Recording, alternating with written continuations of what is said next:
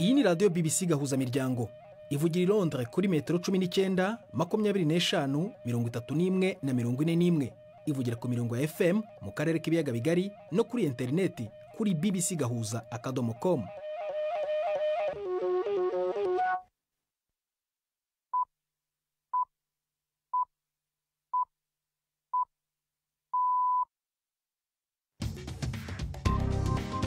Ubu ni saa 10:30 ku isaha mpuzamahanga ya GMT, ni saa 12:30 ku masaha yo mu Rwanda no mu Burundi. Muri studio muri kumwe na Prudence Ngiyumva. Wiriwe hoteza amatwi BBC Gahuzamiryango aho uri hose ku isi, ikaze kuri radio no ku rubuga rwa internet, kuri Facebook live mu buryo bw'amashusho ndetse no ku mirongo migufi ya shortwave. Dore ingingo z'ingenzi amakuru turambura mu kanya kuri uyu wa kabiri tariki ya 28 z'ukwa kabiri.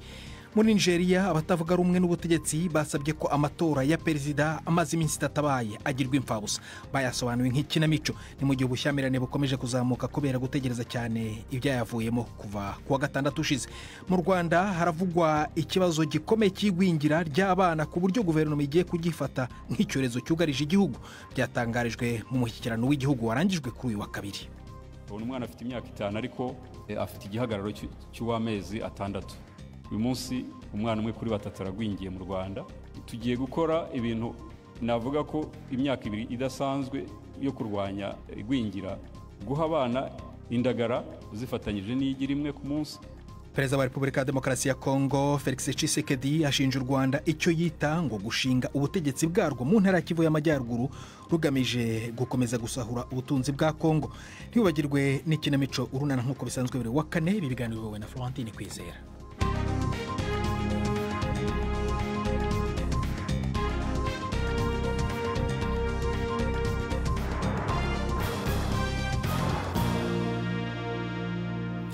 Ikaze ku makuru arambuye, duhera muri Nigeria aho amashyaka 3 atavuga rumwe n'ubutegetsi yasabye ko amatora rusange ndetse harimo n'ayo umukuru w'igihugu yabaye kuwa gatandatu w'icyumweru gishize ahindurwa imfabusa. Bakaba bayasobanuye nk'ikinamico. Baravuga ko aya matora ngo amajwi yayo yarigishijwe ku buryo budashobora kongera kwizerwa. Hanyuma komisiyo y'amatora yo ikaba yavuze ko abafite ibibazo byabo bashobora kubijyana mu rukiko igihe amajwi yose azaba amaze kwegeranwa. Imyigaragambyo y'abatavuga rumwe na leta ikaba irimo kubera inyuma y'icyiciro gikuru cya komisiyo y'amatora. Bavuga ko ngo bayishinja uburiganya ku buryo budashobora kwizerwa. Komisiyo y'amatora kandi yimuye inshuro zigeze kuri 2 itangazwa ry'amajwi ku buryo bwemewe n'amategeko. Inshuro 2 zose bikaba rero bikomeje gutera intugunda ndetse no kuzamura umwuka mubi mu gihugu. Uburakari n'impungenge bikomeje kwiyongera muri Irani kubera uburozi buturuka mu mwuka wa gazi utazwi bwibasiye cyane amashuri y'abakobwa mu mujyi wa Qom. Amakuru aravuga ko abana b'abanyeshuri barenga 600 bashobora kuba baragizweho ingaruka n'ubu burozi mu gihe cy'amezi 3 ashize. Benshi bajyanwe mu bitaro bafite ibibazo byo guhumeka nabi, gutera k'umutima kutameze neza. Minisitiri w'ubuzima muri Irani yemeye nawe ko icyo yise uburozi bworoheje bwibasiye abanyeshuri.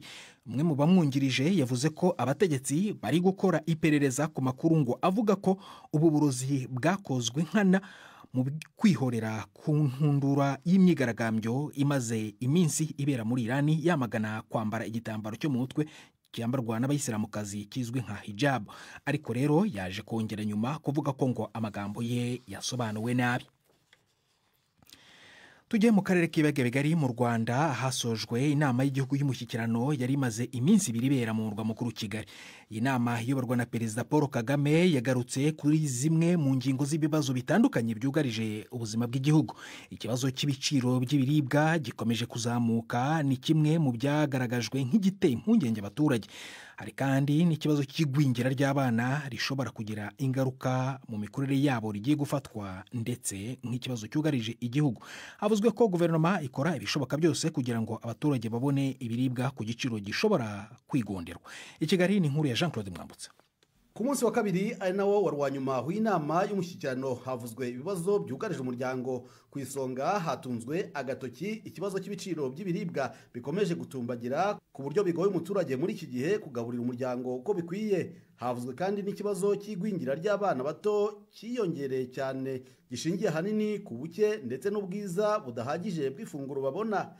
Ndetse Minisiteri y'Ubuzima yo ikaba ivuga ko yamaze kugifata nk'icyorezo mu bindi. Uyu ni Dr Sabin Nsanzimana, Minisitiri w'Ubuzima. Kabona umwana afite imyaka 5 ariko afite igihagararo cy'uwamezi 6. Uyu munsi umwana umwe kuri 3 aragwingiye mu Rwanda. Tugiye gukora ibintu navuga ko imyaka 2 idasanzwe yo kurwanya igwingira, guha abana indagara zifatanyije n'igira imwe ku munsi n'imboga iziduhinga hafi y'urugo, noneho gashyiraho n'imbuto. Ikindi nuko tuvugurura za centre z'ubuvuzi twagiraga kera zitwaga centre nutritionnel. Iki kibazo cy'igwingira gifitanye isano n'ibiciro by'ibiribwa ku isoko bikomeje gutumbagira. Abanyagihugu batari bake bavuga ko batagifite ubushobozi bwo kugaburira imiryango yabo inshuro 3 ku munsi. Guverinoma y'u Rwanda ivuga ko nayo ihangayikishijwe n'izamuka ry'ibiciro rituma bigora umuturage kujya ku isoko. Minisitiri w'Intebe Edouard Ngirente avuga ko leta yahagurukiye iki kibazo ariko ko hari ibyo idafiteho ubushobozi. Inyunganizi twashyize mu bya peteroli bituma igiciro cya transport kigabanyuka gatoya. Hari inyunganizi twashyize mu buhinzi kugira ngo umusaruro ture kwa kwiyongera. Dufite icyizere ko umusaruro w'ibigori wikubye 2, w'ibirayi nawe wikubye hafi 2. Dukora ibyo leta yashobora gukora, ariko nkongeramo ko hari n'ibyo twita izamuka ry'ibiciro ritaturutse imbere mu gihugu, nimwe rimwe tudafiteho control. Minisitiri w'Intebe w'u Rwanda soza inkuru ya Jean Claude Mwambutsa ku mushyikirano ku munsi wa kabiri yaberaga i Kigali mu Rwanda. Reka noneho tujye muri Repubulika ya Demokarasi ya Kongo aho perezida w'iki gihugu Perezida wa Repubulika ya Demokarasi ya Kongo ashinja u Rwanda icyo yita gushinga ubutegetsi bwarwo mu ntara ya Kivu y'Amajyaruguru ngo kugira ngo rukomeze gusahura ubutunzi bwa Kongo. Mu ijambo yaraye agejeje ku rwego rwa Loni rushinzwe uburenganzira bwa kiremwamuntu i Geneve mu Busuwisi, Felix Tshisekedi yasabye ko hashingwa urukiko mpuzamahanga rwo gucira imanza abashinjwa ibyaha bikomeye byakorewe muri Repubulika ya Demokarasi ya Kongo. Bwana Tshisekedi kandi yanasabye ishami rya Loni rishinzwe impunzi HCR gutegura bwangu inama zihuza Kongo n'u Rwanda kugira ngo ibyo bihugu byombi bitahukana impunzi zabyo zabihungiyemo. Ibindi tubibaze mugenzi wacu Primeri ku Magenge ukorera mu biro bya BBC i Nairobi.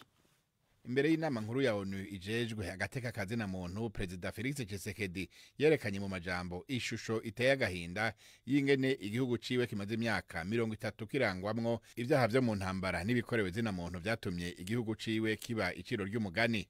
Yavuze ko ivyo bikorwa hanini n'imigwi ishika 150 yitwaje ibigwanisho imaze iyo myaka ihungabanya na cane intara za Nord Kivu, Ituri, Maniema na Tanganyika. Imigwi avuga yuko ishigikiwe n'ibihugu bimwe bimwe nk'u Rwanda. Imigwi ishigikiwe kandi mu nzira zitandukanye zifatiye ku nyungu z'urudandazwa mpuzamakungu muri ico gihugu cirayemwo ubutare n'amabuye vy'agaciro. Umukuru wa Kongo aremera kandi ko n'inzego za leta muri kahise nazo zitubahirije agateka kazina muntu. Perezida Tshisekedi yavuga yuko kuva ashitse ku butegetsi yihatiye guhindura ibintu mu kunagura amategeko n'inzego z'igihugu, yamara ko yahuye n'intambamyi zitandukanye ahereye ku gihugu kibanyi c'u Rwanda. C'est au moment où toutes les initiatives et actions que je viens d'exposer sont igihe nariko ndakora ibyo byose kandi biriko biragira ico bishitseko niho u Rwanda rwaciye rufata ingingo yo kuvyura umugwi w'iterabwoba wa M23 twari twatsinze mu 2013 dufatanije n'ingabo mpuzamakungu kugira rutere Kongo, hanyuma ruburizemwo umugambi wa Nairobi maze rukomeze gusahura itunga kama rya Kongo, rwongere rushinga ubutegetsi bwarwo mu gice kimwe cy'igihugu cacu, aho shaka kuvuga Kivu ya ruguru. Une partie de son territoire national, le Nord Kivu en l'occurrence. Perezida Tshisekedi asaba ko hashingwa sentare mpuzamakungu kugira icira imanza abagirizwa ivyaha bikomakomeye muri ico gihugu, na cane cane ibirenga 600 vyatohojwe n'urwego rwa ONU rujejwe agateka kazina muntu nk'uko biri mu cegeranyo c'abahinga ciswe mapping, canke naho hashingwe mu gihugu sentare idasanzwe nk'iyashinzwe mu gihugu kibanyi ca Centrafrique kugira irwanye ukudahana. Nk'uko amaze kubivuga kenshi, Tshisekedi yavuze ko ari citwazo kuba u Rwanda ruguma ruvuga ko abategetsi b'ingabo za Kongo bakorana n'abategetsi ba FDLR kandi haheze igihe ahinduye ubutegetsi bw'ingabo ziwe. Yagiriza u Rwanda kandi ko rwigize atawurutumye umuvugizi w'abanyekongo b'ubwoko bw'abatutsi mu kubesha ko bugeramiwe mu mvugo no mu ngiro gushika no gukorerwa ihonyabwoko.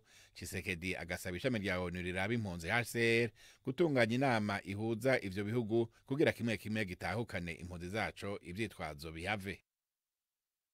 Turacyagerageza gushaka uruhande rw'ubutegetsi bw'u Rwanda kuri ibyo birego bivugwa na perezida wa Kongo Felix Tshisekedi, gusa mu bihe byashize rukaba rwarahakanye ibirego ruregwa byo gushoza intambara muri Kongo. Iyo nkuru tugejeje ku isaa 12 zibura iminota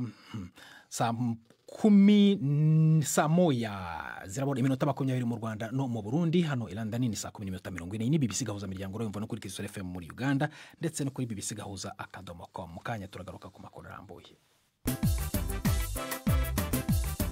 BBC Gahuza Miryango i Bukavu ni kuri FM 102.2. Minisitiri w'ububanyi n'amahanga wa Leta Zunze Ubumwe za Amerika Anthony Blinken yatangaje indi nkunga ku bihugu bitanu byo muri Aziya yo hagati mu rugendo rwe muri Kazakhstan. Igihe yavugiraga mu kiganiro n'abanyamakuru ari kumwe na mugenzi we wa Kazakhstan, Bwana Blinken yavuze ko Amerika izatanga miliyari 25 z'amadolari ku bihugu bitanu byahoze biri muri Leta z'Abasoviete. Ibyo bikaba ari Kazakhstan, Tajikistan, Turkmenistan, Kyrgyzstan na Uzbekistan mu kugabanya ukuntu bitega amaso ku Burusiya. Perezida wa Kyrgyzstan akaba ari Kasim Jomart Tokayev yashimiye Amerika ku nkunga ikomeye, avuga ko iki gihugu gikomeje guha icye ku bwigenge ndetse n'ubusugire. Iburanisha mu rubanza rwa Felicien Kabuga uregwa ibyaha bya jenoside mu Rwanda mu 1994 ryakomeje kuri uyu wa kabiri. Umutangabuhamya wiswe Kaba 053 mu rwego rwo kumurindira umutekano ahabwa ibibazo n'inteko y'abacamanza ku buhamya yatanze mu cyumweru gishize. Uruhande rwunganira Kabuga rwo rwari rwarasoje kumubaza ibibazo mu iburanisha ry'ubushize. Uyu mutangabuhamya w'umugore wavuzwe mu rukiko ko mu 1994 yabarizwaga mu bwoko bw'abatutsi, isura n'ijwi bye byahinduwe mu buryo bw'ikoranabuhanga mu kumurindira umwirondoro.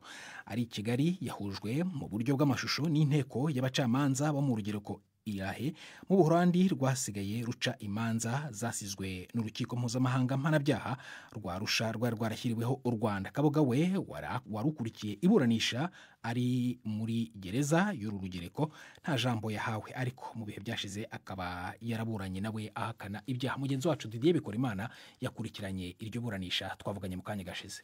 Umucamanza Mustafa El-Baj yabajije umutangabuhamya niba hari umwanya wihariye yari afite mu ishyaka rya PL ndetse n'ukuntu ryafataga igitero cya gisirikare cya RPF. Asubiza ko yari umurwanashyaka usanzwe atazi aho ishyaka ryari rihagaze, gusa we ngo igitero cya RPF cyari inkuru nziza kuko yaririmbaga ko ije kubohora abatutsi nka we, kandi ngo bwari uburenganzira bwa RPF kurwana igasubira mu gihugu kuko yari yarimwe ubwo burenganzira. Hari n'undi mucamanza witwa Margaret de Guzman wamubajije ku mafaranga avuga ko Kabuga yahaye interahamwe z'Imusave mu cyahoze ari perefegitura ya Kigali ngari. Asubiza ko atazi abayahawe ariko ko bayaherewe kwa Kabuga, ko Kabuga ari we wazabwira urukiko niba ari we wayabahaye koko. Mu rukiko hanumviswe igisobanuro cy'amagambo inyenzi n'inkotanyi cyongeye kugarukwaho, bakivuzeho iki, byagenze gute?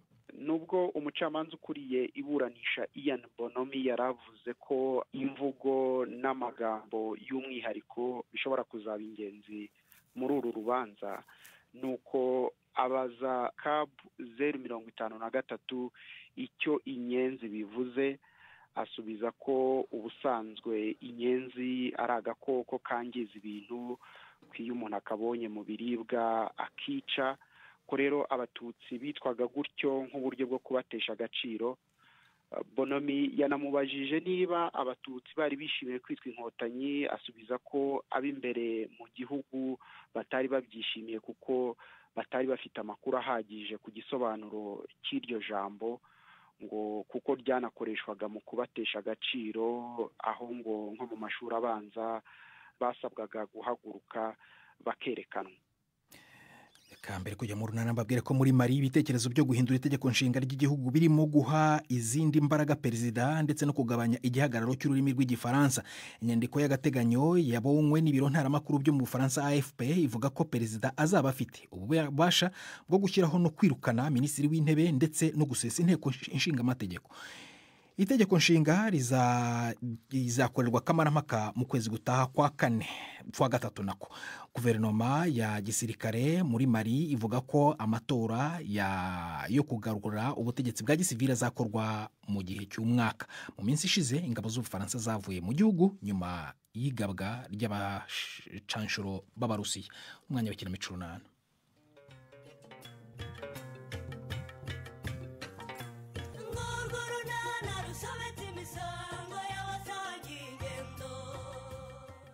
Nyirabazungu arasaba Ntarame gutandukanya urugo rwe n'ishuri. Hagati aho Claire mu ngamba nshya zo gucunga umutungo uva mu bworozi bwe bw'inkoko.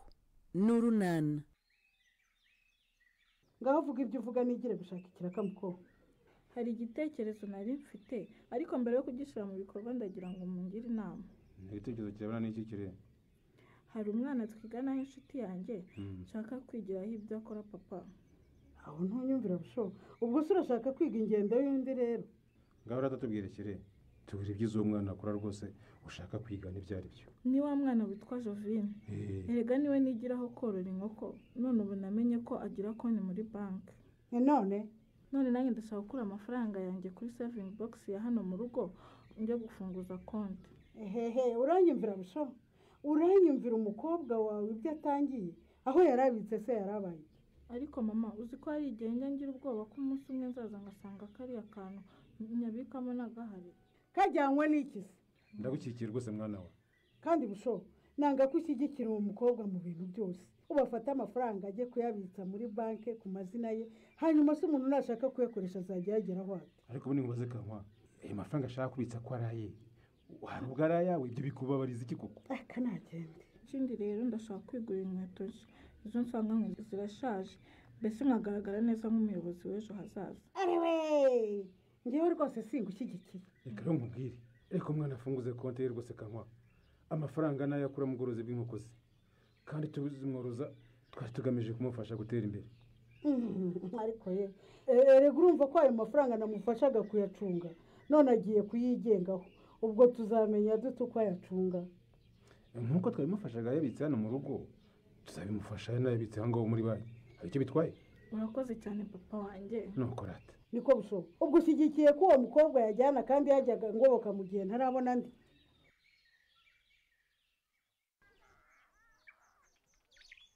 Maze kuzindutse nk'umuntu ufite akazi we. Harya sinaraye mbikubwiye Dona. Umva we, nabonye ikiraka cy'icyumweru sha. Hari abantu nadipoje bashaka babafasha mu bushakashatsi, none baraye bampamagaye. Wumva se shaka akamaro ko kwiga kaminuza? Cyane rwose. Iyo umuntu abonye akaraka nk'uko, nibwo abona akamaro ko kuyiga pe. Tekereza ejo bundi urangije kwiga none batangiye kuguhamagara baguha ibiraka. Kandi nyine njye maze imyaka ingahe muri Nyarurembo ndangije ayisumbuye nyamara nta n'ujya amamagara. Ewe, ndabizi ko kuba utarakomeje kwiga bikubabaje Dona. Humura mwana wa mama rwose gushaka uko nawe wajya kwiga biri mu byihutirwa ngomba gukora. Ewe nsa n'uyakiriye nyirane. Oya Dona, ugomba kujya kwiga kaminuza rwose. Buriya niyo mpamvu mba nkumereye nabi nkubuza gukurana n'abasore kuko bashobora kugutesha umurongo. Ubundi se nkurana n'abahe basore koko? Simvuze ko hari umukururana ariko nkuriya waguhaye impano ashobora kuyuririraho. Erego niko bitangira. Iby'Imana waretse kubigarukaho nyirane. Nyemera nkugira inama nka mukuru wawe Dona. Nakuboneye izuba. Ibyo uhura nabyo nanjye nabiciyemo. Buriya abasore n'abagabo bari mu bantu batuma abana b'abakobwa batabasha kwiga ngo bagere ku rwego bifuza. babuze umuntu wari usanzwe adafite gahunda ariko n'ubundi ariko kuki njya kure kandi ingero zihari ubu se nka Mutesi yicaye hariya arwaye fistire abavandimwe be batari bigomwe ngo bamwishyure kaminuza yigenga ndabizi shanyirane uko byamera kose rero hari imyaka ye nk'inga igiye gupfa ubusa kubera kwishora mu byo gukundana atari yagera ahagera none se umuntu yabahungira he koko nyirane naho twabahungira ariko umuntu agomba kwihagararaho Dona niba uvuze no ikaba ari no sibyo nk'uko umuntu uwo ari we wese urwaho yanyura kumenyera harimo nuko kwakira impano zabo erega nyirane nawe harimo akantu ko gukabya yii ushobora kubwira no rega n'uwimana yari yoheje ariwe uzavamo uwo muzabana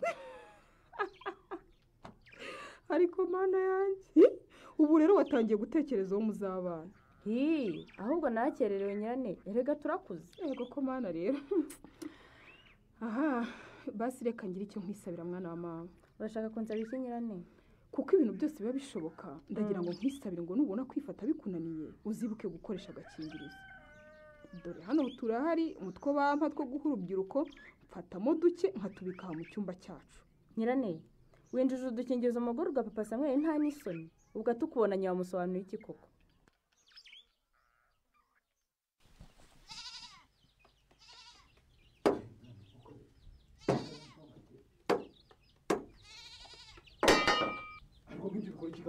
ndeka nawe bushoboka sinarinzi ko wikanganje mbona wambonye muri se ko murasana wano ukiwe n'indi muyaga gusurira kanwa ubonye niyo bansurira ntibantwarira ikiraka bushoboka ndetse kandi bagutwaye ikiraka ese kugira ngo n'uyu munsi bibaye gusa bushoboka hari umugabo witwa Pascal n'umugore we umukobwa Jana Rangwida yazanye Nyarurembo mana yanjye bagiye kuzankoraho abo se sinumva rero bagasuba kwa Rangwida abo batemberezi nibo banteye kuvira kabyange bushoboka rwose nahingiraga umwe nkahava mfite undi ntegereje noneho ngeze hose ndasanga bahateye amata ko batangiye no guhinga none rero icyo nicyo cyakurakaje nicyo cyandakaje nyine harakarase bushoboka Rangwida ubwo ninjye wamuhingiraga none bafite abamuhingira mu rugo iwe ntibatwaye uwo ngo abari we bahamana batangiye kujagajaga Nyarurembo yose basaba ibiraka ubwo rero nyine kanguka nyine kanguka umenye nyine ko wabonye aho mupiganirwa ibiraka ntabwo nshobora kubyihanganira bushoboka ngomba kubirukanisha Nyarurembo ngo ki Rangwida wabazanye azabahingisha imirima ye cyangwa basubire iwabo iyo baturutse ukabaze rwose uraseka kandi njyewe mbabaye reka se ufite umuhanga ku isoko ry'umurimo ukora kankwa natwe mu bwubatsi rwose turabafite ndetse na benshi kandi ntituvuga ngo tuzabirukanishe n'ahangaha ariko se urumva ko hatari ukutuvundira koko bushoboka ahubwo rero umuntu nk'uwo muhuje akazi aho gushaka kumwigizaho kandi utabifite n'ubushobozi uramwiyegereza ahubwo ukamwigiraho ukamenya uko akora ubwo ninde ubwira utyo bushoboka ni wowe kankwa ndakubwira uko mbigenza nyine kugira ngo nkurane neza n'abafundi bagenzi banjye umenya icyo akurusha ukakimwigiraho kandi ugahora nyine uharanira gukora neza kumurusha naho ubundi rero umujinya nk'uwo nguwo no kurakara bigezaho ngo mva nkubwire kamwe ntacyo byazagufasha rwose njye sinshobora kwihuza na Pascal n'umugore we bazasubira iwabo kuko nta n'uwamenya icyo baje bahunga ariko narumiwe kuko niko se nkubaze urirukana abantu mu Nyarurembo n'iyawe n'iyandi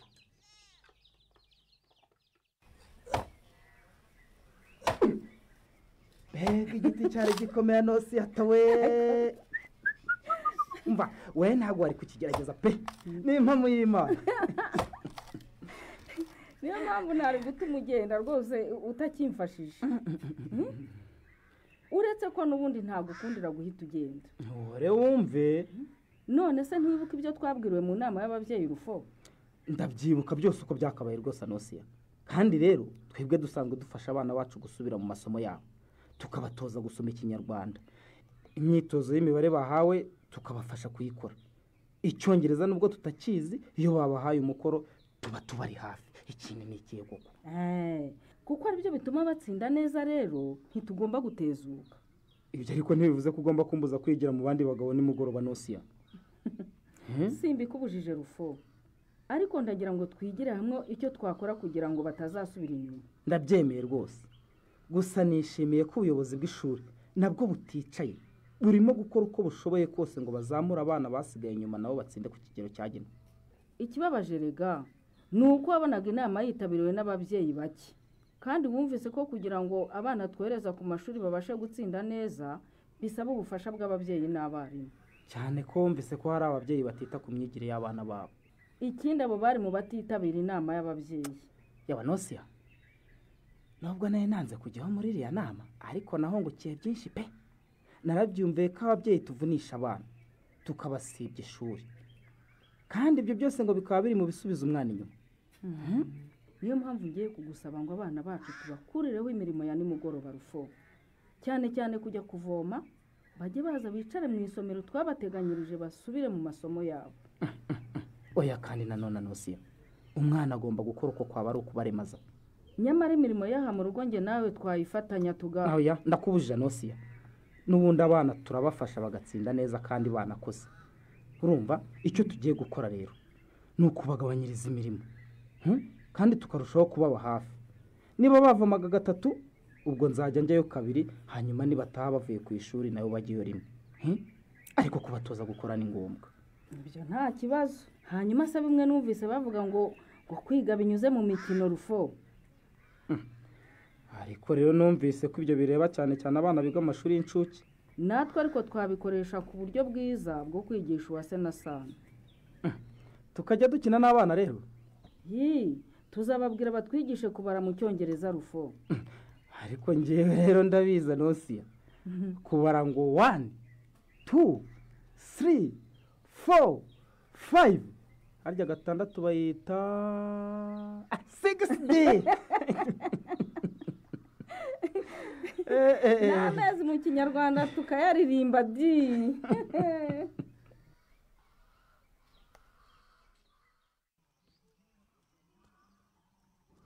swemba zanara turengwa arakanaguzwa.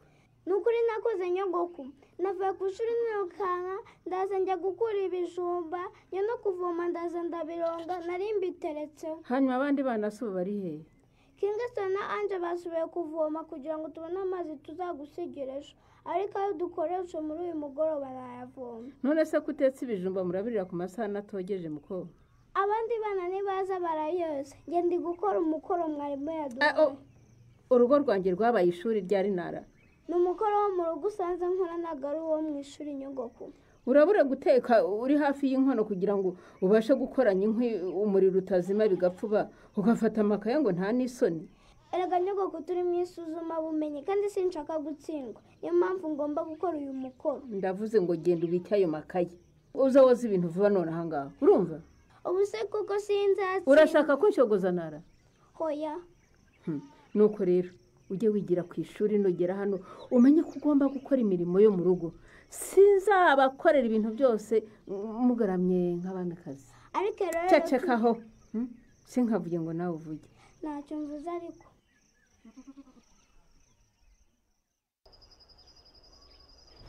kuki waguza n'amahoro se wiriya? erega shadona iyo ndi hano ntazi aho mwarimu umugisha aherereye mba mfite ubwoba. wigira ubwoba hari ndazi wiriya. uyu munsi abafite amasengesho y'abagabo ku rusengero ntihari kandi ataha nka 2:00. ntiwumva se ahubwo ubu ndatuje. none se we ubuziburisha kugeza ryari? ahubwo se wowe buri gihe tuzaduhura umbwira ko niburishije nk'aho ntabinyarurembo wiriya. ni ukuri ntujya uboneka pe. none se uretse nk'uyu munsi ku rusengero habereye amateraniro yihariye y'abagabo ugira ngo njye se nkunze kugorobereza? ndumva uri umukobwa wo mu rusengero, umuntu ashatse yakwita umukobwa wa Yesu. none se ko ariho nkunze kwibera kandi biramfasha. wowe rero ntujya uhaza, urumva ko ariyo mpamvu nyine kumbona bikugora. nabyumvise rwose ariko rero nawe ntiwambaniye. none se kutampamagaye cyangwa ngo nibura unyoreza akamesaje dona? hari ibyo twe twabivuganye buriya? ntitwabivuganye ariko nategereje kumenyesha niba impano yawe yaragushimishije, niba yaragukwiriye cyangwa warakunze baranaguhitiyemo. ndaheba. ni ukuri uri umwana mwiza cyane wiriya. uzi ko wagira ngo wari wampimye we, mva byarankwiriye neza neza kandi ni byiza cyane. waho ndishimye cyane pe. erega ni nabyo nambaye nuko nyine uzi ko ngiye kuzamura ishati yabuze gato kubera kwishima.